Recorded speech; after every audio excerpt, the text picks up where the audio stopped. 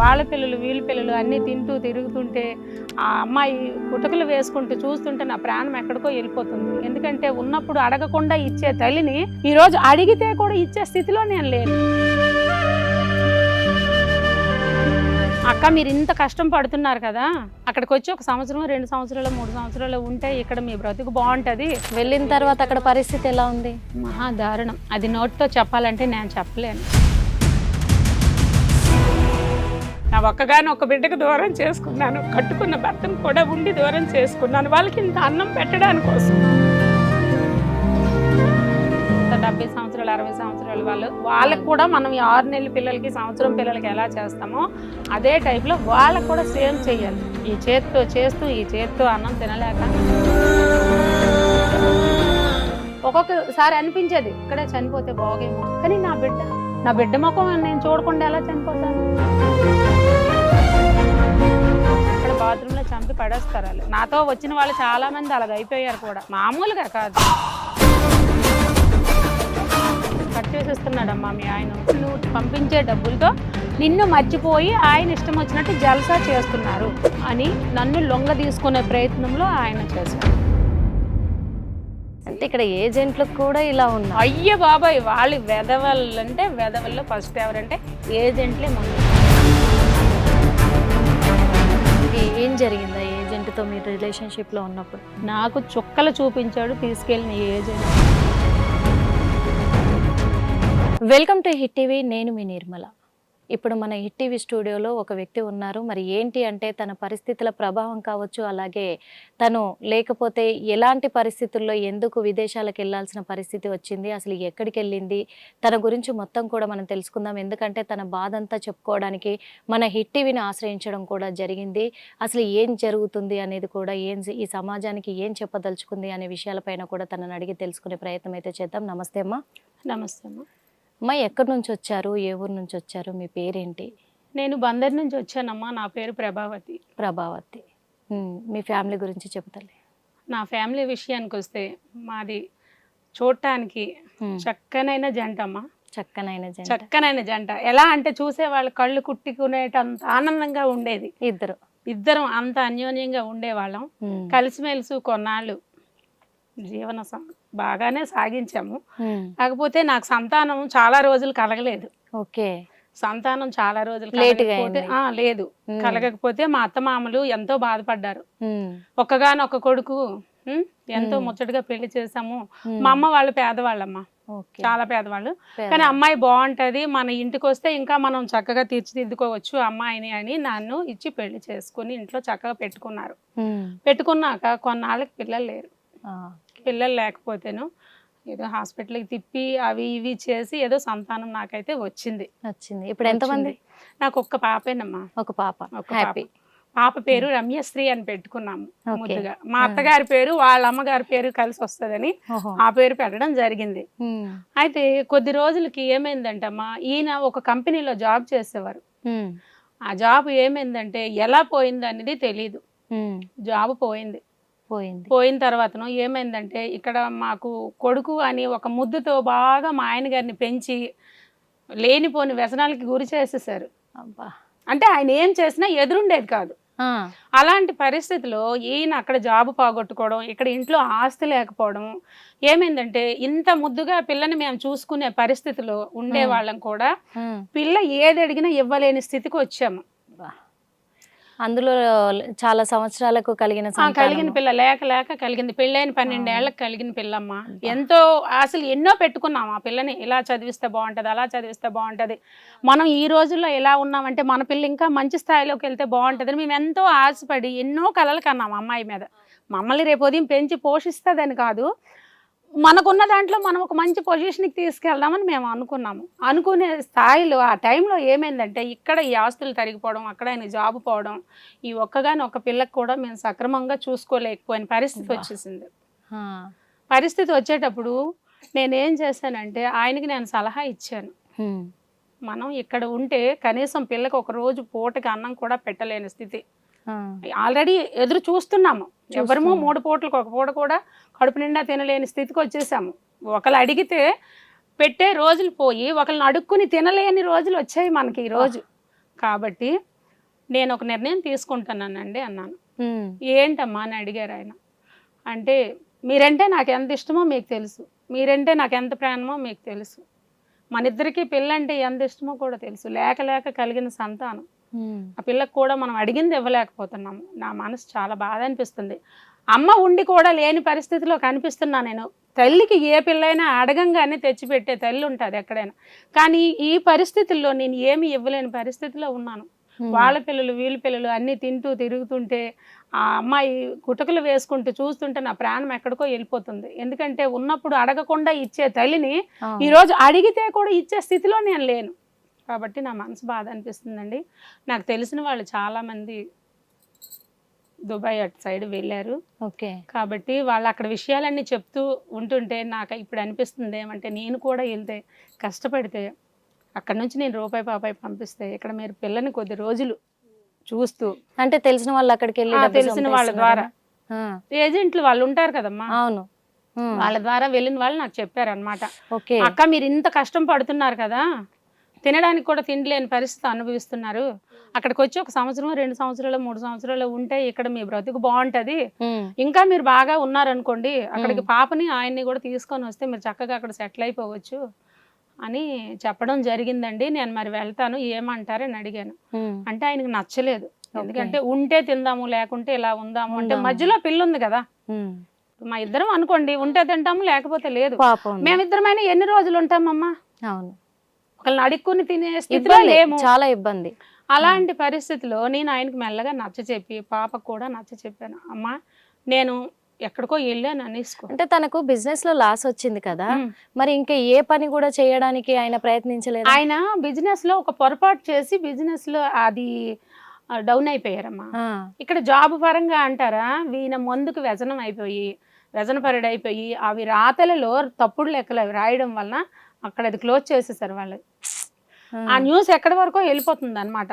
ఫలానా వ్యక్తి మన కంపెనీని. మీరు ఎప్పుడు చెప్పలేదా మరి ఎందుకు ఇంత మందుకు బానిస అయిపోతున్నారు, ఇదంతా రేపు మనకు దెబ్బతీస్తుంది అని చెప్పేసి కూడా ఏం చెప్పలేదు? ఎన్నోసార్లు చెప్పాను. మనం ఈ పెళ్లికి మనం ఇప్పుడు ఎలా ఉండేవాళ్ళం, ఈ రోజు మనం ఎలా ఉన్నాము అదంతా నేను ఆలోచిస్తుంటే నాకు అన్నం తినబుద్ధి కావట్లేదు, నిద్రపోవట్లేదు. నిద్ర పోవటానికి కూడా నాకు అసలు ఎటువంటి మనశ్శాంతి లేదు. కాబట్టి నా ఫ్రెండ్స్ తో కూడి ఈ చెడు వ్యసనానికి నేను అలవాటు పడిపోయాను అని చెప్పేసి నేను బానిసని అయిపోయాను. ఇంకా నేను బ్రతికి ఉన్నా లేనట్టే నువ్వు లెక్క పెట్టుకో అని చెప్పారు నాకు. అప్పుడు నేనేం చేయాలమ్మా ఒక మాట? అంత మొండిగా ఆయన నిర్ణయం తీసుకున్నారు, ఇంకా ఆయన ముందుకు వెళ్ళే అవకాశం లేదు.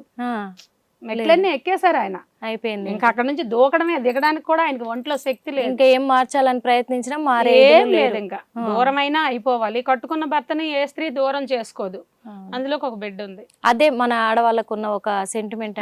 ఈ పసుపు కుంకం కోసం, ఈ చేతి గాజుల కోసం ఎన్ని కష్టాలైనా పడతాము. అది వాడు ఎంత వెధవైనా సరే గుమ్మం దగ్గర నిల్చొని నా భర్త రాలేదు ఇంకా ఎదురు చూస్తూ ఉంటాం. అది మన భారతీయ స్త్రీకి ఉన్న గౌరవం అన్నమాట. అది నేనేం చేశానంటే కొద్ది రోజులు ఇది పక్కన పెడదామండి, నేను వెళ్తాను, పాపని ప్రస్తుతానికి మీరు బాగా చూసుకోండి, ఎలాగో గవర్నమెంట్ స్కూల్లో వేసాం కదా, అప్పుడు పెద్ద స్కూల్లో వేసామమ్మా పాపని. మరి తర్వాత మాకు డబ్బులు కట్టడానికి స్తోమత లేకపోయింది కదా, అక్కడ నుంచి మళ్ళీ స్కూల్కి తీసుకొచ్చి వేసేసాము.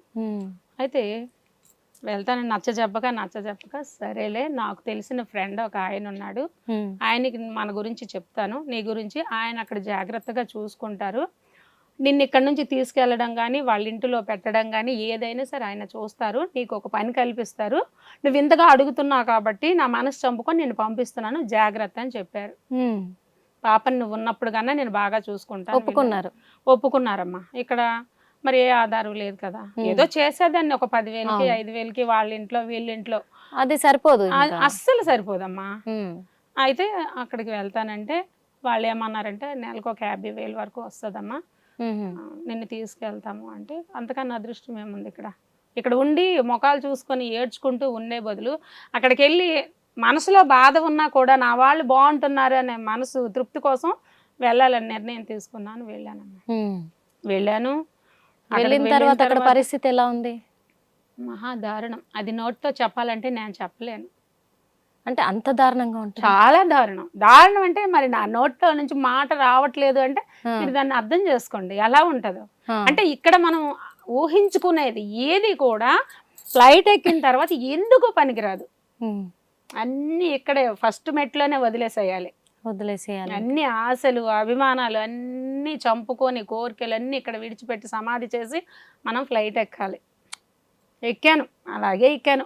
నా ఒక్క బిడ్డకు దూరం చేసుకున్నాను, కట్టుకున్న భర్తను కూడా ఉండి దూరం చేసుకున్నాను. వాళ్ళకి ఇంత అన్నం పెట్టడానికి కోసం నా మనసుని చంపుకొని 100 మందిలో తాళి కట్టిన భర్తను విడిచిపెట్టి లేక కలిగిన సంతానాన్ని వదిలిపెట్టి నేను అక్కడికి వాళ్ళిద్దరి కోసం వెళ్ళడానికి నిర్ణయం తీసుకున్నాను. వెళ్ళాను. అక్కడికి వెళ్ళిన తర్వాత నా పాటలు నోటితో చెప్పాలంటే నేను చెప్పలేను, కళ్ళతో చూసే వాళ్ళకి మాత్రమే తెలుస్తుంది.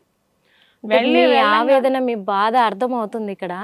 ఎందుకంటే అలాంటి సిచ్యువేషన్ అక్కడికి వెళ్ళిన తర్వాత జరిగిన అంత దారుణమైన పరిస్థితులు ఏం జరుగుంటాయి అనేది కూడా తెలుస్తుంది. కానీ మీరు చెప్పాలి, చెప్తే మీ బాధ ఏంటనేది తెలుస్తుంది. అంటే అక్కడికి వెళ్ళిన తర్వాత ఎలాంటి, అంటే ఏం జరిగింది అసలు, ఎలాంటి పరిస్థితుల్లో ఏదయ్యారు మీరు?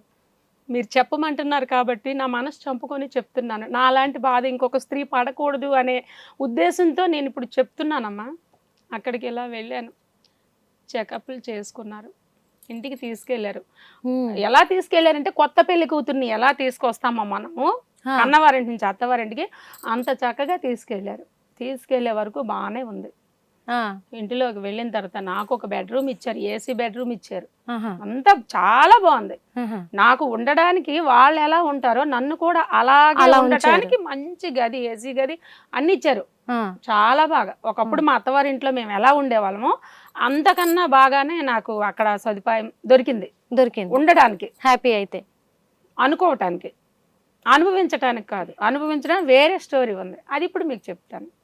వెళ్ళంగానే ఫోన్ తీసేసుకున్నారు, మన ఆంధ్ర ఫోన్ తీసేసుకున్నారు. ఓకే, మన కాంటాక్ట్ లేవు, అక్కడ పనికిరావు. పాస్వర్డ్ తీసుకున్నారు. పాస్వర్డ్ అంటే ఎప్పుడన్నా ఏదన్నా సిచ్యువేషన్లో నాకు నచ్చినప్పుడు నేను ఏదో ఒక త్రోవలో వచ్చేస్తానేమోనని 5తో పాస్పోర్ట్ కూడా అన్నీ తీసేసుకున్నారు. తెల్లవారి 4కి లేచిన నుంచి రాత్రి 2 వరకు ఒకటే పని. ఎవరు ఏం చెప్తారో అది చెయ్యాలి, చేసి పెట్టాలి. తెల్లవారు 4 నుంచి నైట్ 2 వరకు. ఆ 2 అప్పుడు కూడా వాళ్ళు ఏదన్నా చెప్తే చిన్నపిల్లాడి నిద్ర లేస్తూ కూడా నాకు ఇది కావాలి అంటే నాకు హిందీ రాదు. వాళ్ళు వచ్చి ఏదో చెప్పేవారు, నాకు దగ్గరుండి నాకు కొన్ని రావు కదా మన ఆంధ్ర వంటలు, దగ్గరుండి చెప్పి చేయించుకొని తీసుకొని వెళ్ళి పెట్టేవారు. ఒకటి కాదమ్మా, వాళ్ళ పిల్లలు అనకూడదు ముడ్లు కూడా మనమే కడగాలి. అంత దారుణంగా. పెద్దవాళ్ళకి కూడా చిన్న పిల్లలకి చేసే సేవ చెయ్యాలి. ముసలి వాళ్ళు ఉంటారు కదా, 70 సంవత్సరాలు 60 సంవత్సరాలు వాళ్ళకి కూడా మనం 6 నెలల పిల్లలకి, సంవత్సరం పిల్లలకి ఎలా చేస్తామో అదే టైప్లో వాళ్ళకి కూడా సేమ్ చెయ్యాలి. ఈ చేత్తో చేస్తూ ఈ చేత్తో అన్నం తినలేక నా పిల్లకి దూరం అయ్యి, నా పిల్లకి కూడా నేను అంతగా చేయలేదు, నా భర్త చేసేవారు నాకు అసహ్యమనేసి. అలాంటిది కూడా ఎక్కడికో వెళ్ళి మా కుటుంబం బాగుంటుంది, నా పిల్ల భవిష్యత్తు రేపు బాగుండాలి, ఇలాగ నేను కష్టమో నష్టమో ఓర్చుకుంటూ ఇక్కడ ఉంటే రేపు ఉదయం నా భర్తని నా కూతురిని తెచ్చుకొని నేను ఇక్కడ ఒక ఫ్యామిలీ లాగా ఉండొచ్చని ఇంత కష్ట నష్టాలన్నీ ఓరుస్తూ ఉండగా నన్ను తీసుకెళ్ళిన ఏజెంట్ ఉన్నారు కదా, మా ఆయన గారికి కొంచెం తెలిసిన ఫ్రెండ్, ఆయన ఏం చేసేవారంటే ఫోన్ చేయండి అంటే, నాకు మరి ఫోన్ తీసుకున్నారు కదా, అతనికి తెలుసు కదా, బాబు ఫోన్ చేయండి కొంచెం నేను ఆయనతో మాట్లాడతాను, నాకు పాప కళ్ళల్లో కనిపిస్తుంది, దీవేస్తుంది, ఎలా ఉన్నారో ఏంటో నాకు తెలియట్లేదు, పోనీ నేను పంపిస్తున్న డబ్బులైనా అందుతున్నాయో లేదో నాకేమీ తెలియట్లేదు, వాళ్ళ యోగక్షేమాలు కూడా నాకు తెలియట్లేదు, ఆయనకు ఫోన్ చేస్తుంటేమో ఫోన్ కలవట్లేదు, ఏంటో నాకు తెలియట్లేదు అనేసి అంటే, సరేనమ్మా నీకు ఎందుకు ఫోన్ ఇస్తానని ఇలా ఫోన్ ఇచ్చేవారు, కట్ చేసేసేవారు. అంతే, కట్ చేసేస్తున్నాడమ్మా మీ ఆయన, బిజీలో ఉన్నాడు, బిజీ పెట్టేస్తున్నాడమ్మా, ఏంటో మరి నీకు దూరం అవ్వాలనుకుంటున్నాడో ఏంటో అలా చెప్పేవాడు. నువ్వంటే ఇష్టం లేదు అనుకుంటున్నాడు అంటే కొద్ది రోజులు అలా చెప్పి మరి కొన్ని రోజులకి ఏం చెప్పాడంటే ఏవేవో ఫోటోలు తీసుకొచ్చి మీ ఆయన నిన్ను దూరం పెట్టడానికి గల కారణం ఏంటంటే ఇదిగో చూడని నాకు ఫొటోస్. ఓకే, ఇంకొక అమ్మాయితో, అదే ఒక్క అమ్మాయితో కాదు, రకంకి ఒక అమ్మాయితో, అంటే ఇలా నువ్వు పంపించే డబ్బులతో ఆయన ఇష్టం వచ్చినట్టు జల్సా చేస్తున్నారు, ఎంజాయ్ చేస్తున్నాడు. ఇప్పుడు నీ కూతురుని కూడా అతను చక్కగా చూసుకుంటున్నాడో లేదో తెలీదు అని ఇది టెన్షన్, అది బాధ. ఇది కూతురు వల్ల టెన్షన్, నా కూతురు ఏమైపోతుందని. ఆ. నా భర్త నేనింత పంపిస్తుంటే ఇక వాళ్ళిద్దరూ ఫోటోలు చూసిన బాగుండాలని తర్వాత నేను మీకు పంపిస్తుంటే అనిపిస్తది నిజమే కదా ఇతను మరి. ఇలాంటి పనులు చేయడం ఏంటి, ఇదేనా నన్ను అతను ఇంత దీనిగా ఇప్పుడు పంపించి వాళ్ళ కోసమే కష్టపడడానికి వచ్చాను, ఇప్పుడు నా కష్టపడుతున్నాను, బిడ్డను ఇంత కూడా హింస పక్కకు అనుభవిస్తూ వదిలేసి కూడా నేను ఇక్కడ ఉంటున్నానంటే అది అతను అర్థం ఓకే. చేసుకోకపోవడం ఏంటి. ఒకానొకప్పుడు నేను ఇక్కడికి వస్తానంటే వద్దు అనే మనిషి అవును. ఈ రోజు నేను ఫోన్ చేస్తే కూడా లిఫ్ట్ చేయని అంత స్థితికి వచ్చారు అంటే నా లోపమా ఏంటి, నేను చేసుకున్న పాపమా శాపమా? వాళ్ళ కోసం బాధపడి నేను ఇది ఎక్కడికో ఇతర దేశం వచ్చి నేను కష్టపడుతుంటే నన్ను పట్టించుకోవట్లేదని ఇదొక ఆత్మక్షోభ. అంతే, ఇంకా అంతకు మించి కుమిలిపోతూ కూడా నిజమే కుళ్ళిపోతూ కదా. తిండి తినలేక వాళ్ళకి సేవ చేస్తూ చాలా యాతన పడ్డానమ్మా. ఇక్కడ పాపతో మాట్లాడలేక. అస్సలు ఫోన్ ఇచ్చేవాడు కాదు, ఈ ఉమ్. నన్ను తీసుకెళ్ళిన ఆయన ఇచ్చేవాడు కాదు. ఆ, అయితే అతను ఇచ్చేవాడు కాదు. అలాగా రోజు రోజుకి నేను బాధపడుతుండడం చూసి ఆయన ఏం చేశాడంటే, ఆయన పొగడాలో తిట్టాలో నాకు అర్థం కావట్లేదు. ఎవరిని, మా ఆయన దోస్తుని దోస్త్ అదే తీసుకెళ్ళిన ఆయన్ని పొగడాలో తిట్టాలో నాకు తెలియట్లేదు. రోజు రోజుకి ఏం చేసేవాడు అంటే పాఠంలాగా చెప్తా ఉండేవాడు, ఏబిసిడీలు నేర్పినట్టు.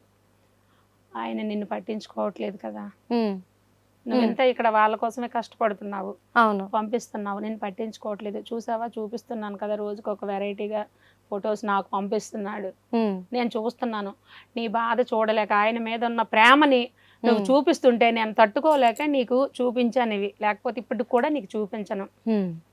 మరి నీ కూతురు పరిస్థితి ఎలా ఉందో తెలియదు అని నన్ను లొంగ తీసుకునే ప్రయత్నంలో ఆయన చేశారు. అంటే అక్కడ ఆయన ఎట్లాగో వాళ్ళతో తిరుగుతున్నాడు, మన ఇక్కడ ఇద్దరం మన ఎలా ఇద్దరం ఇక్కడ ఉండొచ్చు ఉందాము. అన్నట్టుగా ఆయన స్వార్థం ఆయనది. ఇక్కడ మమ్మల్ని కట్ చేసి అంటే ఇక్కడ ఏజెంట్లకు కూడా ఇలా ఉన్నారు. అయ్య బాబాయ్, వాళ్ళు వెదవల్లంటే వెదవల్లో ఫస్ట్ ఎవరంటే ఏజెంట్లే ముందు. వా, ఆ. మనల్ని కానీ వీళ్ళు బాగా నమ్మిస్తారులే మళ్ళీ ఇండియాలో. నమ్మించడం అంటే ఎలాంటి నమ్మించడం అనుకుంటున్నారు? అయ్యో బాబాయ్, వీళ్ళ లాంటి వాళ్ళు అసలు ఈ జన్మలో ఎవరు మాకు లైఫ్ దొరకరేమో, ఇస్తున్నారు ఇక. మన కోసం ఇంత తాపత్రయ పడుతున్నారా అని మనం అనుకుంటాం. వా. కానీ వాళ్ళు ఈ పక్క కొట్టి ఈ పక్క దెబ్బ తగలకుండా చేస్తారు, చప్పుడు రాకుండా ఈ పక్క కొడతారు. వా. అలా ఉంటది అనమాట. తగిలేటప్పుడు దెబ్బ విలువ మనకు తెలుస్తుంది. అవును. అంటే ఆ తగలడం అనేది ఇండియా నుంచి మనం అక్కడికి వెళ్ళడం అవును అనేది అంత పవర్గా చూపిస్తారు. అలాగా రోజు రోజుకి ఆయన చెప్పే మాటలు, ఆయన మీద చెబుతున్న మాటలు నాకు కొంచెం మనసు ఏదో రకమైన బాధ అయిపోయి, పోనీలే అతను వద్దు అనుకుంటున్నాడు, ఇతను ఏవో చెప్పి చేరదీస్తున్నాడు అనే రకం కింద నేను రోజు రోజుకి ఎంతైనా ఒక మనిషి చెప్పుడు మాటలకి మనం వింటాం కదమ్మా. ఖచ్చితంగా ఆ పరిస్థితులు అలాంటివి. పరిస్థితులు అలా. నాకు అక్కడ ఇంకెవరు దిక్కు లేరు, నాకు తెలుగు తప్పించి హిందీ కాదు వేరే భాష రాదు. మరి ఎలా మేనేజ్ చేసేవాళ్ళు? ఎలాగంటే వాళ్ళన్నీ చూపిస్తారు, ఇది ఇలాగా ఇది ఇలా, వాళ్ళు చెప్పింది మాత్రం చెయ్యాలి. చెప్పింది చెయ్యకపోయాం అనుకోండి, వాళ్ళు తిడతారా కొడతారా ఎలా రియాక్ట్ అవుతారు అనేది ఆ దేవుడికి తెలియాలి, మనకు తెలియదు. ఆ టైంలో ఎలాగైనా రియాక్ట్ అవ్వచ్చు. వాళ్ళ ఇష్టం, అది వాళ్ళ ఇష్టం. వారం 5 రోజులు భోజనం కూడా పెట్టరు, మనం వండింది తిని మనకి పెట్టరు. దారుణం అది. ఒక తల వెంట్రుక కనిపిస్తే మనకి తలకి జుట్టు ఊడిపోవడానికి షాంపూ తెచ్చిస్తారు, వాళ్ళు ప్రేమతో తెచ్చారని మనం అనుకుంటాము. వాళ్ళకి తల వెంట్రుక కనపడితే ఏదన్నా ఫుడ్ లో గానీ ఎక్కడన్నా కనిపించింది అనుకోండి తల వెంట్రుక, వాళ్ళ ఇంట్లో వాళ్ళది ఊడినా కూడా మందే అనుకుంటారు. వెంటనే ఈ వెంట్రుకలు ఊడిపోవాలని చెప్పేసి షాంపూ వేస్తారమ్మా. ఇంకా అది కూడా అది వెళ్ళి స్నానం చేసిరా అంటారు. 10 నిమిషాలు మనం తల అంటుకొని వచ్చేసరికి తల మీద ఒక వెంట్రుక ఉండదు. పుట్టిన పిల్లలకైనా ఉంటది చిన్న చిన్నగా, కానీ మనకు ఉండదు. అంత దారుణమైన పరిస్థితులు అక్కడ ఉంటాయి, ఎదురవుతుంటాయి. అవన్నీ మనం తట్టుకుంటేనే మళ్ళీ ఇండియాకి రావాలి అంటే రాగలము, లేదంటే అక్కడ సమాధి అయిపోవాలి. అలాంటి భాష రాని మనుషుల దగ్గర కూడా నా భర్త కోసం, నా పిల్ల కోసం నేను నానా చాకరీలు చేస్తూ నానా కష్టపడి రాత్రి పగులు చేస్తే ఇక్కడ ఈయన పట్టించుకోవట్లేదని నాకు అర్థమైంది. కానీ మధ్యలో మనిషి ఇదంతా చేస్తున్నాడని తరువాత తెలిసింది. ఈ మనిషికి నాకు మెల్లగా స్నేహం ఏర్పడిందమ్మా. ఓకే, స్నేహం ఏర్పడింది, లొంగిపోవడం కూడా జరిగింది. అంటే ఆ టైంలో మరి పాప గుర్తుకు రాలేదు? పాప అందరూ గుర్తున్నారు నాకు, కానీ మరి నాకు పాపతో మాట్లాడడానికి అవకాశం ఇవ్వట్లేదు కదా. ఈయన ఫోన్ లిఫ్ట్ చేయట్లేదు, పాపకి ఇవ్వమంటే ఇవ్వట్లేదు. ఎప్పుడో ఫోన్ లిఫ్ట్ చేసినా నేను కొంచెం బిజీగా ఉన్నాను, ఫోన్ పెట్టేసే నేను తర్వాత చేస్తాను, పడుకుంది లేకపోతే స్కూల్కి వెళ్ళింది ఆడుకుంటుంది, ఈ షాకులు చెప్పేవారు. ఆయన ఎందుకు చెప్పారు అనేది నాకు అప్పుడు తెలియలేదు, ఏ రోజు కూడా నాకు తెలియలేదు. ఓకే. నేను ఇక్కడ ఈయనకు లొంగిపోయిన తరువాతను అవన్నీ మెల్లమెల్లగా తెలిసాయి. మొత్తానికైతే నేను లొంగ తీసుకున్నారు. ఇంకా లొంగ తీసుకోవడం జరిగింది. అది చెప్పొచ్చో చెప్పకూడదో నాకు తెలియదు. మీ దగ్గర మీ అంటే అక్కడికి వెళ్ళిన తర్వాత ఎలా అక్కడ ఉంటుంది పరిస్థితి situation? ఎలా మీ బాధ ఉంటది, మన మీరు ఏదో Indians చేజేతులారా మీరు కావాల్సిగా చేసుకుంది కాదు కాదు. కదా, ఎలా మారిపోతారు ఎలా జరుగుద్ది అనేది మీరు చెప్తున్నారు. అక్కడ మాత్రం మారాల్సిందేనమ్మా. ఎందుకంటే అక్కడ మనకి వేరే దిక్కు ఉండదు. మన వాళ్ళతో మాట్లాడినెవరు, ఫోన్ తీసేసుకుంటారు కదా, ఫోన్ తీసుకుంటారు. ఇంకా వాళ్ళకి మనకు పని ఏం లేదు. ఎప్పుడైనా మాట్లాడాలి అనుకుంటే ఇప్పుడు మనకు తీసుకెళ్తాడు కదా ఏజెంట్, ఆయన ఫోన్తోనే మాట్లాడిస్తారు. వాళ్ళ కడుపులో ఎంత కుళ్ళు ఉంటుంది. ఇప్పుడు ఆ ఏజెంటే డ్రామా ఆడినప్పుడు ఇంకా మీరు ఏం చేయలేమమ్మా. అక్కడ మనకి ఎవరు దిక్కున్నారు? 4 గోడల మధ్యన దిక్కు ఎవరు ఉంటారు చెప్పండి? ఈ తెల్ల మొక్కలు చూడడం, ఈ పొయ్యి దగ్గరికి రావడం, వంట చేయడం, వాళ్ళు అడిగింది పెట్టడం తప్పించి ఇంకొకటి లేదు. ఇంకా అంతకంటే నరకం ఇంకేముంది? నరకం అంటే నోటితో 2 అక్షరాలే, 3 అక్షరాలే నరకం అంటే. అక్కడ అనుభవిస్తే తెలుస్తుంది, జీవితాంతం అనుభవించాలి. మనం జీవితంలో మన ఊర్లో ఉంటే జీవితం మొత్తం అంత నరకం అనిపిస్తామో లేదు, ఒక రోజుకి అంత నరకం మనం చూస్తాం. మనం అలా ఉంటాం. 10 మంది 12 మంది ఉంటారమ్మా. వాళ్ళకి చెయ్యొద్దు. మన ఇంట్లో 2 కింద చెయ్యాలంటే అస్సుబుస్సులు ఆడుతా. 12 మందికి ఒకరే చేయాలి, కంపల్సరిగా చెయ్యాలి. అప్పుడప్పుడు వాళ్ళు మార్కెట్కి పంపిస్తారు, ఆ చీటీ రాసిస్తారు, ఇవన్నీ ఉంటాయి. ఎన్నో కష్టాలు అనుభవించాలమ్మా. నేను వెళ్ళేటప్పుడు అనకూడదు కానీ పెద్ద పిప్పల బస్తలా వెళ్ళాను. ఇంత లావుగా వెళ్ళాను నేను. ఈవిడేం పని చేస్తుంది అనుకునేవారు. పని చేసి చేసి చేసి చేసి 120 కేజీలు దాన్ని ఈ రోజుకి ఎలా తీరాను. ఏంటి 120 కేజీలు ఇక్కడ ఉన్నప్పుడు ఉన్నాను. తినడానికి ఉన్నా లేకపోయినా అంత పుష్టిగా ఉండేదాన్ని. అక్కడికి వెళ్ళి 6 నెలల్లో చూడండి ఎలా తయారయ్యాను. ఆ ఏజెంట్ తర్వాత ఏం జరిగింది? ఆ ఏజెంట్తో మీరు రిలేషన్షిప్లో ఉన్నప్పుడు? రిలేషన్షిప్లో ఉన్నప్పుడు ఏంటంటే మరి నేను ఎంతైనా ఒప్పుకోలేదమ్మా. మధ్యలో వచ్చేస్తానంటే 3 సంవత్సరాల అగ్రిమెంట్. 3 సంవత్సరాల అగ్రిమెంట్ తెలియక చేసేసుకున్నాను. అక్కడ ఎంతో బాగుంటుంది, నెలకు 50,000 అంటున్నారు. 3 సంవత్సరాల్లో బోల్డ్ అని డబ్బులు వస్తాయి. పిల్లని మంచి చదువు చదివించి ఇక్కడ ఏదో చిన్నదో పెద్దదో ఇల్లు కట్టేసుకోవచ్చు, హాయిగా ఉండొచ్చు. లేకుంటే ఆయన్నే తీసుకొచ్చి పిల్లని ఇక్కడ చదివించుకోవచ్చు, సంతోషంగా ఉంటాం. ఆయన ఒక పని చేసుకుంటారు, నేను ఒక పని చేసుకుంటాను. ఇప్పుడు అక్కడే చెయ్యాలని లేదు కదమ్మా. మన చేతిలో పని ఉంటే మన ఇండివిజువల్గా ఏ పని చేసుకుంటాము అని ఎంతో సంబరపడితే ఈ 3 సంవత్సరాల్లో నాకు చుక్కలు చూపించాడు తీసుకెళ్ళిన ఏజెంట్. ఈ ఏజెంట్లు కూడా ఇప్పుడు ఆ ఏజెంట్లను నమ్ముకొని ఇండియాలో ఉన్నోళ్ళు మాకు ఒక దారి చూపిస్తున్నాడు, మాకు నిజంగా భవిష్యత్తుని ఇస్తున్నాడు అని నిజంగా నమ్మి ఆయన మీద నమ్మకంతో ఇక్కడ ఖర్చు పెట్టుకొని పాస్పోర్ట్ తెచ్చుకొని అక్కడ వెళ్ళిపోతున్నారు. లేదమ్మా, ఇంకా మాకు ఇచ్చేది ఈ వాళ్ళు ఎంత ఇస్తారో తెలీదు. 1,00,000 ఇస్తారో, 70,000 ఇస్తారో, 60,000 ఇస్తారో తెలీదు. వీళ్ళు మాత్రం 50,000 ఇస్తామని తీసుకెళ్లారు. అది కూడా 1 నెల ఇస్తే 2 నెలలు ఇవ్వరు. పంపిస్తున్నాం మీ ఇంటికి అంటారు. అంతే, పంపిస్తున్నారు మనకు తెలియదు కదా. ఓకే, ఇంక ఇక్కడ ఇది కూడా జరుగుతుంది. వాళ్ళు ఇస్తున్నారో లేదో తెలియదు. మనకు ఫోన్ సౌకర్యం ఉండదు. ఇస్తున్నారో లేదో కనుక్కుందామంటే ఒక క్లారిటీ లేని బ్రతుకులు. దొంగతనంగా ఏదైనా ఫోన్ వాడదామంటే సీసీలు, ఇంటి మొత్తం సీసీలు.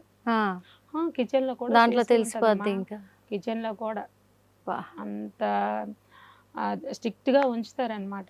వాళ్ళు పని వరకే చేయించుకుంటారు కానీ ఇండియన్స్ నమ్మరు, అస్సలు నమ్మరు. మనము వాళ్ళని ఎంతో నమ్ముతాము. నమ్మబట్టే కదా ఇక్కడ నుంచి అక్కడికి వెళ్తాము. కానీ వాళ్ళు మనల్ని నమ్మరు. గొడ్డి చాకరీ చేయించుకున్నా మన మీద ఎనీ టైం దృష్టి పెడుతూనే ఉంటారు. వీళ్ళు ఏంటి, వీళ్ళ పరిస్థితి ఏంటి అంటే పని వాళ్ళు వస్తుంటారు కదా అక్కడ పని చేయడానికి, డస్ట్బిన్లు తీసుకెళ్ళడానికి మన ఆంధ్ర వాళ్ళే ఉంటారు. వాళ్ళ దగ్గర ఫోన్ ఏమన్నా తీసుకొని 2 నిమిషాలు మాట్లాడతాం మేము. అన్ని సీసీలు, ఎటు చూసినా అనకూడదు కానీ తల మొత్తం కళ్ళు ఉంటాయి. తల మొత్తం నిండా. ఎప్పుడైనా ట్రై చేశారా మీరు అట్లా? అంటే ఒక ఆంధ్ర ఆవిడ ఉండేది. లాస్ట్కి వచ్చేసరికి ఒక ఆంధ్ర ఆవిడ నేను పడుతూనే బాధ చూసేదన్నమాట. బాధ అంటే వెళ్ళిన కొత్తలో కొంచెం బాగుండేదాన్ని. అలాగే రోజు రోజుకి నా మనసు చనిపోతూ నా మనిషి దూరం అయిపోతున్నాడు కదా, పిల్లతో మాట్లాడడం లేదు. వీడు చూస్తే నన్ను ఇలా టార్చర్ పెడుతున్నాడు, వీళ్ళేమో గొడ్డు చాకరీ చేపించుకుంటున్నారు, అసలు డబ్బులు ఇస్తున్నారో ఇవ్వట్లేదో నాకు తెలియదు, వాడేమో పంపిస్తున్నాను అంటున్నాడు, ఈయనేమో ఫోన్ లిఫ్ట్ చేయట్లేదు, రకంగా ఒక ఫోటో చూపిస్తున్నాడు, మీ ఆయన ఇలా చేస్తున్నాడు నువ్వు పంపించే డబ్బుతో అనేసి. ఏం చేయాలో నాకు అర్థం కాలేదు. అప్పుడు ఆవిడ తెలుగుది, మంచి ఆవిడ, సీక్రెట్గా అడిగింది, ఏంటమ్మా నువ్వు వచ్చినప్పుడు లాగా లేవు, ఏమైంది నీకు అనేసి. అప్పుడు బోర్మని ఏడ్చాను, నాకు ఏడుపు వచ్చేసింది, చాలా బాగా ఏడుపు వచ్చింది. ఒక తల్లిలాగా ఆంధ్ర మనిషి మాట్లాడిందంటే ఎంత ఆనందంగా ఉంటుంది. ఎక్కడికి వెళ్ళినా మన మనుషులు కనిపిస్తే ఎలా ఉంటది. అయితే పట్టుకొని గట్టిగా ఏడ్చేసాను. ఏడ్చేస్తే ఎందుకు ఏడుస్తున్నావు, నీకేం జరిగింది చెప్పమ్మా, అందరము అక్కడి నుంచి వచ్చి ఇక్కడ సెటిల్ అయిన వాళ్ళమేను, కాకపోతే కొంతమంది రాటుదేలిన మనుషులు ఉంటారు ఇక్కడ మనుషులకు తగ్గట్టు, కానీ నీకు అంత ఇది లేదు, నాకు అర్థమవుతుంది, నువ్వు కొంచెం మెత్తనైన మనిషివి, ఏదో నీ పరిస్థితి బాగోలేదని నాకు అర్థమవుతుంది, ఎప్పటి నుంచో నిన్ను అడగాలి, ఏదన్నా నీకు బాధ అనిపిస్తే చిన్న హెల్ప్ చేయాలని నేను ఎప్పటి నుంచో అనుకుంటున్నాను, కానీ ఇక్కడ చుట్టుపక్కల సీసీలు ఉండడం వలన నేను ఎప్పుడు కూడా నీకు ఏ హెల్ప్ చేయలేకపోయాను. ఇప్పుడు కరెంట్ పవర్ కట్ అయ్యింది, సీసీలు ఏమీ పని చెయ్యవు, రా బాత్రూంలోకి వెళ్దామని తీసుకెళ్ళి అడిగితే బోరుని ఏడ్చి ఇదంతా చెప్పాను. చెప్తే నాకు మా ఆయన గారి నెంబర్ నోటెడ్ ఉంది కదమ్మా, ఫోన్ తీసుకున్నారు కానీ నాకు నోటెడ్ ఉంది కదా, వెంటనే నేను ఫోన్ చేశాను. ఆయన ఎంత ఆత్రంగా ఫోన్ ఎత్తారంటే మామూలుగా కాదు, అంటే తెలిసిపోద్దట కదా, మన ఇక్కడ నెంబర్ వస్తే అక్కడ నుంచి నెంబర్ వస్తే తెలిసిపోద్దట అదర్ కంట్రీ. తక్కువని ఫోన్ ఎత్తారు అంటే మా ఆవిడ అక్కడ ఉంది, ఒకవేళ ఎప్పుడు వాడి నెంబరే వెళ్తుంటది, అవును అవును ఏజెంట్ది, అవును, ఇది నెంబర్ మారింది, ఒకవేళ మా ఆవిడ చేసిందేమో ఫోన్ లిఫ్ట్ చేశారు ఆయన. అంటే నాకు చాలా బాధ అనిపించిందమ్మా, ఏడవాలో నవ్వాలో తెలియని పరిస్థితిలో ఉన్నాను నేను. ఏమన్నారేంటి ఫోన్ ఎత్తి? అసలు నేను ఉన్నాను అనుకున్నావా, చచ్చిపోయాను అనుకున్నావా అని అడిగారు. ఇక్కడంతా ఏజెంట్ చెప్పిందంతా ఇంకా అబద్ధమే కదా. నేను పిల్ల ఉంది అనుకున్నావా, మేము చనిపోయాము అనుకున్నావా, అంటే నువ్వు ఇక్కడ ఏమని చెప్పి వెళ్ళావు, అక్కడికి వెళ్ళాక నువ్వు ఎలా మారావు. ఓకే, ఇక్కడ నువ్వు నాకు ఏమని నచ్చ చెప్పి వెళ్ళావు, నువ్వు ఎన్ని విధాలుగా నచ్చ చెప్తే కదా నిన్ను పంపించాను నేను.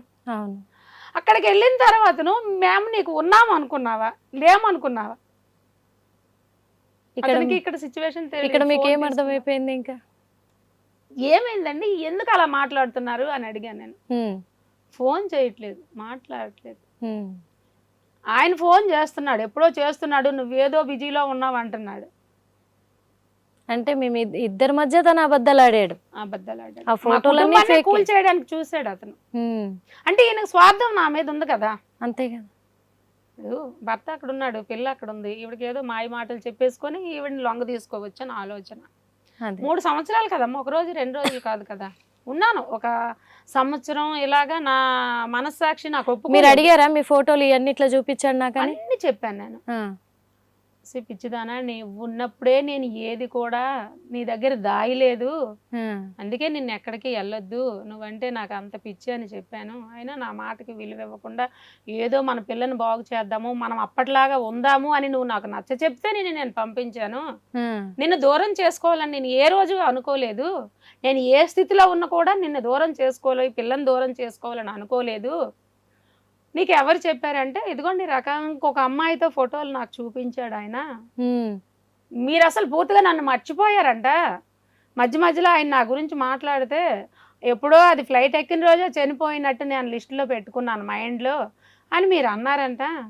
ఇక నా కూతురు నేనే తప్పించి అది నాకు అవసరం లేదు అని మీరు అనడం జరిగిందటండి. నేను అంత ఘోరమైన పని ఏం చేశాను అని ఏడ్చుకుంటూ మాట్లాడాను. ఏడ్చుకుంటూ మాట్లాడితే అప్పుడు చెప్పారు, పిచ్చి నీకు ఇదంతా అర్థం కాలేదు, నువ్వు పంపిస్తున్న డబ్బులన్నీ నేను ఇక్కడ అప్పులు తీరుస్తూ మంచిగా ఎవరితో ఒక మాట కాయకుండా చక్కగా పాపను కూడా తీసుకొని వచ్చేద్దామని, నేను ఎంతో సన్నాహాసాలు చేసుకుంటున్నాను అక్కడికి వచ్చేద్దామని.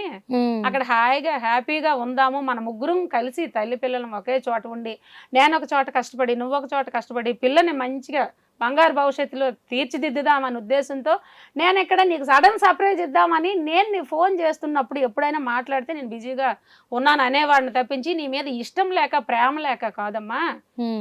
నేను అందరు మగాడు లాంటి వాడిని అనుకుంటున్నావా? అన్ని సంవత్సరాలు నాతో కలిసి సహజీవనం చేసావు, నీకు ఆ మాత్రం ఏమైంది?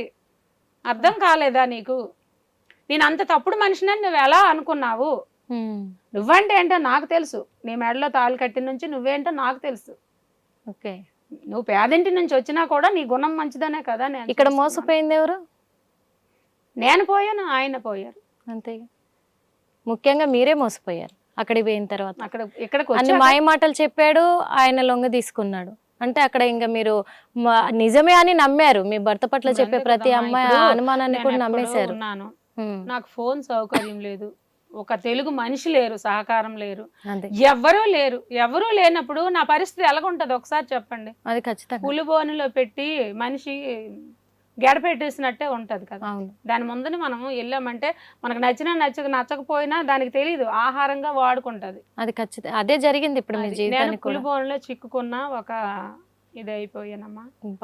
అది ఏంటంటే నేను ఇంత ఈజీగా చెప్పేస్తున్నాను కానీ అది నేను చెబితే ఇక్కడ ఎవరు కూడా మనసు చెలించిపోద్ది. ఇంకొక అమ్మాయి అటువైపు వెళ్ళాలంటే మక్కువ చూపరు. అసలు గంజైనా ఉంటే తాగుదాం, లేదంటే అడుక్కొనైనా తిందాం కానీ అటువైపు వెళ్ళకూడదనే ఒక ఆలోచన వస్తుంది. ఓకే, ఎందుకంటే మరి ఇంత కష్టపడుతుంటే కూడా చాలామంది ఇంకా వెళ్ళాలి, బయట దేశానికి వెళ్ళాలి, మేము సంపాదించుకోవాలి అని అనుకుంటారు. అట్లనే తల్లిదండ్రులు కూడా మరి నిజంగానే పంపించాలి అని అనుకుంటారు. కానీ ఆ తర్వాత మీరు ఇదంతా జరిగినాక మీ హస్బెండ్తో మాట్లాడిన తర్వాత ఏం చేశారు? అసలు ఏం చేశారంటే నాకు మరి ఇష్టం లేదమ్మా. ఎలాగా నాకు మా ఆయనతో నేను మాట్లాడేసరికి ఒక 2 నెలల టైం ఉంది. అప్పటికి ఆ దేవుడే కల్పించుంటాడు, ఆవిడ మనసులో దూరంటాడు. లేదా ఆవిడ రావడం, ఆ కరెంట్ పోవడం, నేను మాట్లాడడం, ఇదంతా ఆషామాషి కాదు. అక్కడ బాత్రూమ్ లో చంపి పడేస్తారు వాళ్ళు, అంతే, ఇంకేం ఉండదు. నాతో వచ్చిన వాళ్ళు చాలా మంది అలాగ అయిపోయారు కూడా, మామూలుగా కాదు. వాళ్ళే చంపేస్తారు, ఎడారిలో తీసుకెళ్లి పడేస్తారు, మామూలుగా ఉండదు. మరి ఇక్కడ వాళ్ళు మళ్ళీ అడగరా మా అమ్మాయి ఏమైపోయిందని ఏజెంట్లని? అప్పుడే మీ అమ్మాయి మమ్మల్ని తప్పించుకొని వచ్చేసింది అంటారు వాళ్ళు. అంటే అలా క్రియేట్ చేస్తారు. అంతే, వాళ్ళ దగ్గర మనం మాట్లాడడానికి రైట్స్ ఉండవమ్మా. ఎవరు మాట్లాడతారు? వాళ్ళు మనతో మాట్లాడతారా? మాట్లాడరు కదా, ఎట్టి పరిస్థితిలో మాట్లాడరు. తీసుకెళ్ళిన ఏజెంట్కి మనకే లింక్, వాళ్ళకే అంతే. మన ఫ్యామిలీ గాని ఎవ్వరు వాళ్ళకి తెలియదు. ఏజెంట్ కూడా ఈజీగా తప్పించుకుంటాడు. ఆల్రెడీ మీ అమ్మాయి తప్పించుకొని వెళ్ళిపోయింది. అంతే, వద్దు అని చెప్పాను నేను, అవసరమైతే దిగబెడతానని కూడా నేను చెప్పాను. లేదు, మీ అమ్మాయి తొందరపడింది, నాకు చెప్పకుండా బయటకు వెళ్ళిపోయినట్టుంది. నాకేం తెలుసు, నాకు చెబితే నేను ఏదో చేసేవాడిని. ఏమో మరి ఎక్కడ మర్డర్ అయిపోయిందో లేకపోతే ఎక్కడ తప్పిపోయిందో నాకైతే తెలీదు. ఇక దానికి ఎన్నో అల్లికలు అల్లేస్తాడు. ఈ రోజు నుంచి మీ అమ్మాయి గురించి నా దగ్గర మాట్లాడొద్దు అంతే, ఇలాగే చెప్తారు వాళ్ళు. ఇక్కడ తల్లిదండ్రులు ఏం అవ్వాలమ్మా. ఇంకా అంతటితో మీ టైం అయిపోయి మీరు వచ్చేసారా? ఎట్లా వచ్చేసారంటే 2 నెలలు ఉన్నాను. ఉండి ఇంకా ఎప్పుడు కూడా ఇటువైపు అనేది నేనే కాదు, మన ఆంధ్ర వాళ్ళు ఎవరు వచ్చినా నాకన్నా దారుణమైన పరిస్థితి అనుభవిస్తారు. పెళ్లి కాని పిల్లలు కూడా కొంతమంది వెళ్తున్నారు కదమ్మా, తల్లి బాధ చూడలేక. ఇలాంటివి ఉన్నాయి కదా ఫ్యామిలీ, చాలా మంది వెళ్తున్నారు. అందుకోసం నేనేం గట్టి నిర్ణయం తీసుకున్నానంటే ఆంధ్రాకి ఇంకెళ్ళిపోతాను. అప్పుడంతా అనుకునేదాన్ని నా భర్తని నా బిడ్డని తెచ్చేసుకుంటాను, ఇక్కడే హాయిగా ఉంటామని. అవును, ఎంత జరిగిన తర్వాత కూడా వాళ్ళని కూడా తీసుకొచ్చి నేను బలి చేయదలుచుకోలేదు. ఎందుకంటే రేపు ఉదయం నా కూతురు పెద్దదవుతుంది, పెద్దదయ్యేటప్పుడు కూడా తనకి సేమ్ ఇదే సిచ్యువేషన్ ఎదురవుతుంది, ఖచ్చితంగా ఏర్పడుతుంది. ఎక్కడైనా సరే ఇదే ఎదురవుద్ది. అమ్మకు ఒకటి కూతురుకు ఒకటి కాదు, మన ఇండియా నుంచి ఎవరెళ్ళినా ప్రతి ఒక్కరికి ఇదే జరుగుతుంటది ఖచ్చితంగా. కాబట్టి నేనైతే గట్టి నిర్ణయం తీసుకున్నానమ్మా. మెల్లగా ఏదో 2 నెలలు అయిపోయింది. ఆ ఏజెంట్ గాడికి నేనేమి ఆషామాషిగా ఊరుకోలేదు, ఇదంతా వాడు చేసిందని నాకు తెలుసు. కానీ వాడిని అక్కడ నేను ఏమైనా అన్నాను అనుకోండి, వాడు నాకు ఫ్లైట్ ఎక్కించాడు. అవును, ఎట్టి పరిస్థితిలో ఎక్కించాడు. అవును, కాబట్టి మెల్లగా మాట్లాడి నేను ఎక్కడికి పోను, నువ్వు మాట్లాడొచ్చు, రావచ్చు, ఎప్పుడన్నా వచ్చేటప్పుడు ఇక్కడ మనం ఇద్దరం ఎలా ఉన్నాము అక్కడికి వెళ్ళాక కూడా అలాగే ఉందాం, మా ఆయనకి తెలియకుండా. ఓకే, మరి ఏం చేస్తాము? బయటపడేంత వరకు నా ప్లాన్ నేను అదే కోపం పీకల వరకు బయటపడేంత వరకు నా ప్లాన్ నేను చేస్తాను అని చేసేసారు. ఇంకా అక్కడ నాకు ఎవరు తెలియదు కదా.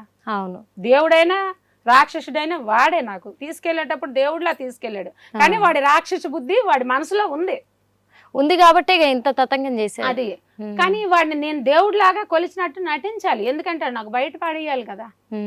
నటించాను. మెల్లగా ఫ్లైట్ ఎక్కించాడు, మధ్యలో దింపాడు, 2 ఫ్లైట్లు మారాలి. మెల్లగా వచ్చేసాను. వచ్చేసి నా బిడ్డని నా భర్తని కలుసుకున్నాను. అప్పటికి కూడా నేను 3 సంవత్సరాలు కష్టపడిన దానికి సంవత్సరంన్నర తాలూకు డబ్బులే అందాయంట. 3 సంవత్సరాలు కష్టపడితే అంటే అక్కడ ఈ ఏజెంటే అట్లా ఉన్నాడా? మిగతా ఏజెంట్లు కూడా అందరు అట్లనే ఉంటారమ్మా? అందరూ అలాగే ఉంటారు, ఒక్కరు అని కాదు, ఎవడు మంచివాడు కాదు. మంచి వాళ్ళు అయితే ఈ మార్గాన్ని ఎందుకు ఎంచుకుంటారమ్మా? ఒకసారి ఆలోచిద్దాము. ఎవరిని నమ్మేది లేదు ఇంకా అక్కడికి వెళ్ళాలి. వెధవులు, సోమరిపోతు వెధవులు. ఎదట స్త్రీ ఎంత కష్టపడుతుంది, ఎంత కన్నీరు కారుస్తుంది, ఎంత వేదన అనుభవిస్తుంది, ఆమె తాలూకు డబ్బులు మనం ఎలా తింటాము, మన భార్య బిడ్డలకు మనం ఎలా పెడతాము, ఇది మన ఇంటికి కానీ ఒంటికి కానీ క్షేమం కాదు అనే ఆలోచన ఎవరికీ లేదమ్మా. ఏజెంటు అనే మాట వచ్చింది అంటే ఆడు ఇండియా వాడే కావచ్చు, పై దేశం వాడే కావచ్చు, ఎవడైనా సరే ఇదే బుద్ధితో ఉంటాడు. ఈరోజు నేను మీ ముందు గట్టిగా చెప్తున్నానంటే ఎవరు నన్ను ఏం చేస్తారని నేను భయపడి మాట్లాడట్లేదు. ఏజెంట్ అనేవాడు ఒక మనిషి మీద 10 రూపాయలు తినడానికే చూస్తాడు. తిననివ్వండి, కాదని అనలేదు నేను. ఇప్పుడు నాకు 10 రూపాయలు మీరు ఇస్తున్నారమ్మా, 8 రూపాయలు నాకు ఇచ్చి 2 రూపాయలు మీరు తినండి. ఇప్పుడు ఎవరు ఏం చేయడానికి కూడా లేదు మిమ్మల్ని, ఎందుకంటే మీరు పడ్డ కష్టం అది కాబట్టి, మీ ఆవేదన అది కాబట్టి మీ ఆవేదనని మీరు చెప్తున్నారు. చెప్తున్నాను, ఇంకొక స్త్రీ నాలాగా ఇన్ని బాధలు పడకూడదు. నేను తెలివైందన్నా, తెలివి తక్కువదన్నా, ఏ నటనతో నేను బయటకు వచ్చానా ఈ రోజు అనేది ఆ పరమేశ్వరుడికి తెలియాలి. అంతే. నాకు దేవుడు తోడు లేకపోతే నేను ఈ రోజు ఇండియాలో అడుగు పెట్టనమ్మా. అది నిజం. ఇంకొకటి ఏంటంటే వెళ్ళాలని చాలా ఆశపడుతున్నారు ఏజెంట్ల ద్వారా. నిజంగా ఏజెంట్ల ద్వారా కూడా మస్తు మంది కూడా ఇట్లా మోసపోతూనే ఉన్నారు. బాగుపడటానికే మనల్ని వాడుకుంటున్నారు కానీ మనల్ని ఏమి ఉద్ధరించడానికి కాదమ్మా. మీరు ఇచ్చే వాంగ్మూలం 100% కూడా చాలా అవసరము, అది కరెక్ట్ కూడా. ఎందుకంటే ఇప్పుడు వెళ్ళాలనుకునే వాళ్ళకి కానీ, పంపించాలనుకునే వాళ్ళకి కానీ ఇది తెలియాలి. నీ తల్లిదండ్రులు ముందు తెలుసుకోవాలమ్మా. ఎస్. ఇప్పుడు మనము ఎప్పుడైనా సరే ఒక 10 రూపాయలు వస్తుంది అంటే సంతోషపడతాము. అవును. కానీ ఆ 10 రూపాయలు వస్తుంది అంటే అక్కడ మనం ఎన్ని కష్టాలు అనుభవిస్తే 10 రూపాయలు మనకు వస్తుంది. అవును. ఎంత కష్టం అనుభవిస్తే గానీ ఆ 10 రూపాయలు రాదు. అదేంటి మనం అకౌంట్ లో వేసి ఇంటికి వెళ్ళేసరికి వీళ్ళు ఏమనుకుంటున్నారు, నా కూతురు అక్కడి నుంచి పంపిస్తుంది అనుకుంటున్నారు. ఇప్పుడు ఆ 10 రూపాయల వెనుక కూడా ఇంత తంత్రాలు ఉన్నాయి, కుట్రలు ఉన్నాయి. ఆ 10 రూపాయలు కూడా నేను పంపించానంటే అది ఎన్నాళ్ళ తాలూకు 10 రూపాయలు మీకు వచ్చిందో, నేను కష్టపడే ప్రతి రూపాయి మీకు చేరుతుందని నాకు గ్యారంటీ లేదు. అవును. ఎందుకంటే నేను ఎన్నాళ్ళు కష్టపడుతున్నాను, వాళ్ళు ఎంత ఇస్తున్నారు నాకు తెలియట్లేదు, వీళ్ళకి తెలియట్లేదు. మధ్యలో వాడికి మాత్రమే తెలుసు. అక్కడ పని చేయించుకున్న వాళ్ళు ఏ రూపాయి కూడా మనది ఉంచుకోరమ్మా, ఉంచుకోరు. వాళ్ళు ఇచ్చేస్తారు కానీ మధ్యలో ఏజెంట్లు ఉన్నారు కదా, వాళ్ళు ఇవ్వరు కదా. అది అందుకోసము నాకు తెలిసిన విషయంగా నేను ఒక మాట చెప్తున్నానమ్మా. ప్రెజెంట్ అయితే నేను ఇండియాకి వచ్చేసాను. నా భర్తతో నా బిడ్డతో చాలా సంతోషంగా ఉన్నాను. మాకు అప్పులు గాని కష్టాలు గాని ఎటువంటివి ఏమీ లేవు. చాలా చాలా సంతోషంగా ఉన్నాను. నాకు ఇంతకన్నా ఈ జీవితంలో ఏమీ నేను కోరుకోదలుచుకోలేదు. నా భర్త మారినా మారకపోయినా కూడా అతన్ని ఎలా తీర్చిదిద్దుకోవాలో నాకు బాగా తెలుసు. నా బిడ్డని ఎలా ఎందుకంటే నేను అక్కడ పడిన కష్టాల దగ్గర ఇది ఒక్క కనీసం 10 రూపాయల్లో ఒక 10 పైసలు వంతు కూడా కాదు.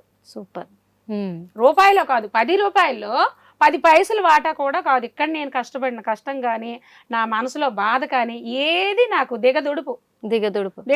ఎందుకంటే నేను రాత్రింపవళ్ళు ఈ 3 సంవత్సరాలకి ఎన్ని రోజులు లెక్క అయ్యండి. కంటికి నిద్ర ఉంటే ఒట్టు, కడుపుకి సరైన తిండి ఎంత తింటే ఒట్టు. రాత్రి 2 వరకు కష్టపడుతుంటే నేను ఏం తింటానమ్మా, ఎప్పుడు పడుకుంటాను? వాళ్ళు ఏసీ ఇస్తే నాకెందుకు, బంగారం పరుపేస్తే నాకెందుకు, ఏదేస్తే నేను దాని మీద 10 నిమిషాలు పడుకోవాలా ఖచ్చితంగా.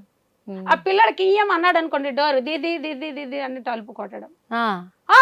తాగినాడు మత్తులో ఎలా లేస్తాడో నాకు తెలీదు. అలా లేచి డోర్ తడుముకుంటూ లేచి అమ్మ అది చెయ్యి ఇది చెయ్యి. మరేంటి అనుకుంటున్నారు, ఇల్లు నరకం చేస్తారు పిల్లలు. ఏమనుకుంటారు పిల్లలు, ఎటు వాళ్ళు అటు వెళ్ళిపోతారు కూడా. ఒక విషయం అమ్మా, అటు సైడ్ వాళ్ళకి ఏంటంటే ఒక మగాడు ఉన్నాడు అనుకోండి, అది చెప్పొచ్చో చెప్పకూడదు నాకు తెలీదు. 5 6 భార్యలు ఉంటారు వాళ్ళకి. వా 5 6 ఉంటారు. అక్కడ ఒప్పుకుంటారా చట్టము? చట్టం అంటే వాళ్ళ తీరి అంట అది. ఇంకా వాళ్ళ తీరే అంత. వాళ్ళ తీరి అందరూ సూపర్. ఒక్కింట్లో కాదు ఇది. ఏ ఇంట్లో కూడా ఒక భర్తకి 2 భార్యలు 3 భార్యలు ఉన్నారు అనడానికి లేదు. 5కి దాటే ఉంటారు కానీ 5 లోపు అయితే ఉండరు. వాళ్ళకి ఏంటి మరి ఇన్సల్ట్ 5 దగ్గర 3 దగ్గర ఉంటే అలా ఉంటారు. అయితే వాళ్ళకి పుట్టిన పిల్లలు ఎంతమంది ఉంటారమ్మా? కానీ మీ ఓపికకు మెచ్చుకోవాలి నిజంగా. అక్కడ పోయి అంత ఇచ్చేసారంటే. నా ఓపికే కాదు, ఇక్కడ నుంచి ప్రతి ఒక్క తల్లి, ఏ తల్లి బిడ్డ అయినా సరే అక్కడికి వెళితే ఆ కష్టాలన్నీ చవి చూడందే రాదు. అది మొండిదాయి, ఓర్పు సహనం ఉన్నదాయి అయితేనే ఇయ్యాకొచ్చి తల్లిదండ్రుల ముఖం గాని అన్నదమ్ముల ముఖం గాని మళ్ళీ తన పుట్టిన నేల మీద అడుగు పెట్టే అదృష్టం ఉంటది. సింపుల్ గా చెప్పాలంటే ఇక నరకం అక్కడ చూసి రావచ్చు. ఇక నరకం అంటే అదే మనకు ఉండదు. ఇంకంతే. యమధర్మరాజు ఇక్కడతో క్లోజ్ చేసేస్తాడు. మనం ఫ్లైట్ ఎక్కిన రోజే నీకు మరి నరకం స్టార్ట్ అయింది, ఇక్కడే నీకు అన్ని ఇక్కడే అని చెప్పేసి ఆయన మనకు ఫ్లైట్ ఎక్కిస్తారు. ప్రాణం ఉండగానే నరకాన్ని చూడొచ్చు, అన్ని చూసేస్తాం. అన్ని అవసరమైతే వాతలు కూడా పెడతారు వాళ్ళు. వాళ్ళు చెప్పింది మనం వెంటనే చేయలేదు అనుకోండి, ఏదైనా పొరపాటు వేగడమో లేకపోతే ఏదో జరిగింది అనుకోండి, వాళ్ళకి వడ్డన చేసేటప్పుడు ఏదైనా తేడా వచ్చిందంట అక్కమని మనం చూస్తుండగానే ఊస వేడి చేసి మన వంటి మీద పెడతారు. ఇక్కడైతే మనం పెడతామమ్మా పని మనిషికి. దేవుడు ఇక్కడ పెడితే లాగి మళ్ళీ ఎదురు తిరిగి 2 పీకుతారు అంతే. కానీ అంత కఠినమైన హృదయం అయితే మనకు ఉండదు కదా. ఉండదు కూడా ఫస్ట్. కాకపోతే నచ్చకపోతే పనిలో నుంచి తీసేస్తాము, అమ్మా వెళ్ళిపో అని చెప్తాము, క్లియర్ చేసి అంతే కాదు నువ్వు వెళ్ళిపో అని చెప్తాము. అంత వాతలు పెట్టే పరిస్థితి దాకా మనం అవసరమైతే ప్రాణం కూడా తీస్తారని ఇప్పుడు నేను ఎందుకు చెప్పాను. అయితే వాతలు పెట్టిన వాళ్ళు ప్రాణం తీయడం పెద్ద వింతేటమ్మా. అంతే. ఆ ఒక్కటి మనం దాచుకొని బయటపడాలి అంటే ఎంత జాగ్రత్తగా మనం వాళ్ళ దగ్గర ఉండాలి అంటే, కడుపుకు తిండి ఉన్నా లేకపోయినా, కంటికి నిద్ర ఉన్నా లేకపోయినా, ఒంటిలో శక్తి ఉన్నా లేకపోయినా, అవయవాలు మొత్తం అన్ని పని చేస్తున్నా కూడా సేవ చచ్చినట్టే మనం అక్కడ ఉండాలి. ఎటువంటి కోరిక కానీ ఆశ కానీ ఏమీ ఉండకూడదు అక్కడ. ఎటువంటి కోరిక ఉన్నా అక్కడ మనం సమాధి అయ్యామని లెక్కే. బా ఎందుకమ్మా ఆ డబ్బు మనకి ఏం కావాలమ్మా, ఏం చేసుకుంటామమ్మా. కాకపోతే ఏంటంటే ఇక్కడ ఉన్న పరిస్థితులకి అక్కడ పెట్టే టార్చర్ తెలియక అక్కడికి వెళ్తే ఎంత వస్తుంది. మనం సంవత్సరంలో పెద్దవాళ్ళం అయిపోతాం, ఇక్కడికి వెళ్తే శాలరీ ఎక్కువ ఇస్తారట. ఇక్కడ 50,000 ఇస్తున్నారు, ఇంకొక దేశం వెళ్ళామనుకోండి వాళ్ళు 70,000 ఇస్తారు, ఇంకో దేశం 1,00,000 ఇస్తారు. ఇలాగా ఏంటంటే ఈ డబ్బులు కాసిపడి సంవత్సరమే కదా బొంగరం తాడు వదిలితే ఎలా తిరుగుతుందో అలాగా ఈ 3 సంవత్సరంలో నువ్వే శవం అవుతున్నావు కదా. కానీ అది తెలియట్లేదు ఎవరికి. ఏంటంటే ఇంట్లో వాళ్ళు బాగుపడాలి, ఇల్లు బాగుండాలని ఆశతోనే వెళ్తున్నాం కానీ అక్కడికి వెళ్ళాక మనం శవం అవుతున్నాం అనకండి. శవంగా మారిపోయి కూడా మనిషిని కూడా పంపించరు. వాళ్ళకి అవసరం లేదమ్మా, వాళ్ళకి అవసరం లేదు. ప్రాణం ఉన్న కోడిని చంపి మనం ఫ్రిడ్జ్లో పెడుతున్నాం ఎందుకు? మన చేతులతో చంపాం కాబట్టి మనకి రేపటికో ఎల్లుండికో మనం తింటాం, అది ఫ్రిడ్జ్లో పెడతాం. కానీ వాళ్ళు అలా కాదు, అసలు అడ్రస్లు లేకుండా పడేస్తారు. అలాంటి దేశాల నుంచి అలాంటి మనుషుల నుంచి మనం దాటుకొని ఇండియాకి రావడం అంటే మళ్ళీ అమ్మ కడుపులో నుంచి పుట్టినట్టు. ఎవరైతే అదర్ కంట్రీకి వెళ్ళి వస్తున్నారో వాళ్ళందరూ మళ్ళీ తల్లి గర్భం నుంచి మళ్ళీ కొత్త జన్మ ఎత్తినట్టు. నాకు తెలిసి నేను పడే కష్టాలను బట్టి, నేను అనుభవించే నరకం బట్టి నేను చెప్తున్నాను కాబట్టి ఇంతవరకు చెప్పగలిగాను. లేకపోతే నేను ఇది కూడా చెప్పలేను. కానీ చాలా గ్రేట్ అని చెప్పుకోవాలి మీరు. ఎందుకంటే కూడా ఇంత అనుభవించి అన్ని బాధలు పడి ఒక కూతురును వదిలేసి భర్తను వదిలేసి అన్ని చేసి కూడా అక్కడ అంత నరకం అనుభవించి మళ్ళీ హైదరాబాద్కి వచ్చి మళ్ళీ మీరు ఇక్కడ ఇండియాలో అడుగుపెట్టి మీరు ఇంత హ్యాపీగా బతుకుతున్నారు అంటే ఏమనాలి? అది నా బిడ్డ మీద నా భర్త మీద ఉన్న ప్రేమ అమ్మా. అది ఖచ్చితంగా. నేను ఇక్కడికి రాగలిగాను అంటే నేను చనిపోవాలంటే అక్కడే చచ్చిపోతాను. ఎందుకు అన్ని కష్టాలు వాళ్ళు పెట్టే టార్చర్ అనుభవిస్తే నాకు బ్రతకాలని లేదు. నిజంగా ఒక్కొక్కసారి అనిపించేది ఇక్కడే చనిపోతే బాగేమో. కానీ నా బిడ్డ ముఖం నేను చూడకుండా ఎలా చనిపోతాను? నా భర్త ఏమైపోతాడు? కానీ ఒక మంచి మాట చెప్పారు తల్లి వాస్తవంగా. ఎందుకంటే ఎవ్వరు కూడా ఇలాంటి ఆలోచన చెయ్యొద్దు. విదేశాలకు వెళ్ళాలి, డబ్బు సంపాదించాలి, ఆ డబ్బు మీద వ్యామోహంతో ఎవరైనా అక్కడికి వెళ్ళారంటే మాత్రం నా పరిస్థితి అనుభవిస్తారు. ఈరోజు నేను బతికి బయట పడ్డాను కాబట్టి మళ్ళీ నా భర్తతోటి నా కూతురుతోటి హ్యాపీగా ఉండగలిగాను. కానీ అందరికి ఇలాంటి అదృష్టం అనేది రాదు. కానీ అక్కడ ఉన్నన్ని రోజులైతే నేను చచ్చిపోయాను, ఇంకా నా శవమే అక్కడ ఉంది. కానీ ఎట్లాగో దేవుడు దయ వల్ల నేను బయటపడ్డాను అని చెప్పేసి. ఎందుకంటే ఏజెంట్లను నమ్మి చాలామంది మోసపోతున్నారు. ఏజెంట్లు ఉండేసి లేదు ఇక నీకు ఇంత డబ్బే సంపాదించుకుంటున్నావు కదా, దానికి 10 నేను ఎక్కువ అక్కడ నీకు సంపాదన చూపిస్తా అని ఎంతో మభ్యపెట్టి ప్రతి ఏజెంట్ అక్కడికి తీసుకుపోతున్నారు. వాళ్ళని నమ్మి కూడా చాలా మంది వెళ్తున్నారు. అలాంటి నమ్మకం పెట్టుకోవద్దు. మన దేశాన్ని వదిలి విదేశాలకు వెళ్ళి బతకాలనే ఆలోచనని దూరం చేసుకోండి అని నిదర్శనంగా, నిలువెత్త నిదర్శనంగా మనకి ఇక్కడ హిట్ టీవీ స్టూడియోలో మీరు చూస్తూ ఉన్నారు. మరి ఇప్పుడైనా చాలా మంది మారుతారని కూడా నేను కోరుకుంటున్నాను. మారాలమ్మా, మీరు కోరుకోవడమే కాదు, వాళ్ళ ఒక అమ్మకి నాన్నకి ఒక తోడు నీడగా ఉండాలి. వాళ్ళకి మంచి చెడ్డలు మనం చూసుకోవాలంటే 4 ఇళ్లలో పాచి పని చేసుకుంటే 4-5 వేలు ఇస్తారు కదమ్మా. చక్కగా ఆ తల్లికి తండ్రికి చూసుకోవచ్చు కదమ్మా. ఎక్కడికో వెళ్ళి వాళ్ళు పెట్టే వాతలు అనుభవిస్తూ వాళ్ళు చేసే దగాలు, ఇప్పుడు ఎవరు వీళ్ళు ఏజెంట్లు, వాళ్ళు చేసే దగాలు ముందు మనకి ఎందుకమ్మా అవన్నీ అవసరమా? నాకైతే మనస్ఫూర్తిగా అమ్మా, నేను చచ్చి 75% చచ్చి 25% బ్రతికి వచ్చాను కాబట్టి నాకు ఇండియా మీద, నేను పుట్టిన నేల మీద, నా కడుపులు పుట్టిన బిడ్డ, నా కట్టుకున్న భర్త, వీళ్ళందరి మీద నాకు ప్రేమ, ఆశ, కోరిక, మళ్ళీ నేను ఇక్కడ వచ్చి అడుగు పెట్టాలి, నా ఆవేదనను వ్యక్తం చేయాలనే ఆలోచనతోనే నేను అక్కడి నుంచి ఇక్కడికి రావడం జరిగిందమ్మా. ఈరోజు మీ ముందుకు రావడానికి కారణం కూడా ఇలాగ ఎవరైనా చెబితే మాత్రం ఏ ఏజెంట్లు మాటలు కూడా వినకూడదు, వినవద్దు. వాళ్ళ మాటల్ని మనం పట్టుకొని వెళ్ళామనుకోండి, వాళ్ళ కుటుంబం బాగుపడుతుంది కానీ మన కుటుంబం ఎప్పుడూ బాగుపడట్లేదు. ఎందుకంటారా, 10% వాళ్ళు మనకిస్తే కనీసం 2% వీళ్ళు తిని 8% అయినా మనకి ఇవ్వాలి కదా. 2% మనకిస్తున్నారు, 8% వాళ్ళు తింటున్నారు. ఓకే, తినింది కాక అవకాశాన్ని బట్టి మనల్ని వాడుకోవడానికి చూస్తున్నారు, వాడుకుంటున్నారు. అంతే. అంటే మధ్యలో ఏం జరుగుతుందనేది మాకు తెలియట్లేదమ్మా మేము వెళ్ళిన తర్వాతను. కానీ ఇక మీదట మీరు ఇప్పటి నుంచి మీకు మళ్ళీ ఇక్కడ ఎప్పుడైతే ఫ్లైట్ ఎక్కారో అప్పటి నుంచే మంచి టైం స్టార్ట్ అయింది. ఇప్పుడు హ్యాపీగా ఉన్నారు. ఎప్పుడు కూడా ఇలాగే సంతోషంగా ఉండాలని మేము కూడా కోరుకుంటున్నాము. చూశారు కదా మరి. ఎందుకంటే ఎవ్వరు కూడా ఈ ప్రలోభాలకు గురవ్వద్దు, విదేశాలకు వెళ్ళొద్దు, విదేశాలకు వెళ్ళి కూడా ఇలాంటి ఇబ్బందులు పడాలని ఎవరు కూడా ఆశించొద్దు. అది తల్లిదండ్రులు కావచ్చు, ఇటు పిల్లలు కావచ్చు. తల్లిదండ్రులకు పిల్లల్ని పంపించాలనే ఆలోచన రావద్దు, పిల్లలు అక్కడికి వెళ్ళాలనే ఆలోచన అంతకంటే రావద్దు. ఇంకొకటి, ఫ్యామిలీ పరంగా ఉంటున్న లేడీస్ ఎవరైతే ఉన్నారో ఆ మహిళలకు కూడా ఏదో సంసారంలో ఇన్ని ఇబ్బందులు వచ్చాయి కదా, అక్కడికి వెళ్ళి డబ్బు సంపాదించాలి అనే ఆలోచన అసలే రావద్దు. ఏదైనా సరే ఇక్కడే కలిసి మెలిసి ఉండి కష్టమో నష్టమో అన్నీ కూడా వాళ్ళు పంచుకుంటూ, అలాగే ఆ అప్పుల బాధలను కూడా పంచుకుంటూ, వచ్చిన దాంట్లో తృప్తి పడుతూ వాళ్ళు సుఖంగా ఉండాలని కోరుకుందాము. ఆ ఆలోచన చెయ్యండి అందరు కూడా దయచేసి. చూశారు కదా మరి, ఇప్పటివరకు అయితే తన బాధ ఎలా చెప్పుకున్నారనేది మరో ఇంటర్వ్యూలో మళ్ళీ కలుద్దాం. హిట్ టీవీ యాప్, ఇందులో short news, live news, entertainment shows, movies, digital magazines తో పాటు మీ జిల్లా వార్తలను కూడా ఫ్రీగా చూడొచ్చు. ఇంకెందుకు ఆలస్యం, వెంటనే హిట్ టీవీ యాప్ ని డౌన్లోడ్ చేసుకుని ఫ్రీగా ఎంటర్టైన్మెంట్ పొందండి. Hit TV app. Hit TV app. Please download hit TV app. Hit TV app ని ఫ్రీగా డౌన్లోడ్ చేసుకుని ఎంజాయ్ చేయండి. మీకు నచ్చిన ఎంటర్టైన్మెంట్ కోసం హిట్ టీవీ యాప్ ని ఫ్రీగా డౌన్లోడ్ చేసుకుని ఎంజాయ్ చేయండి. హిట్ టీవీ యాప్ ని డౌన్లోడ్ చేసుకుని ఆస్వాదించండి, ఆశీర్వదించండి. ఇంతమంది సెలబ్రిటీలు హిట్ టీవీ యాప్ ని డౌన్లోడ్ చేసుకోండి అని చెప్తున్నారంటే ఎంత మంచి యాప్ ఆలోచించండి. అమెరికా అమెరికా అమెరికా అమెరికాలో చదవాలనుకునే వాళ్ళకి విశ్వసనీయమైన పేరు మన శౌర్య కన్సల్టెన్సీ. UK లో 1 year masters, UK లో 1 year masters, 2 years work permit up to 5 years visa. Contact Saurya Consultancy. Contact 89851 89851.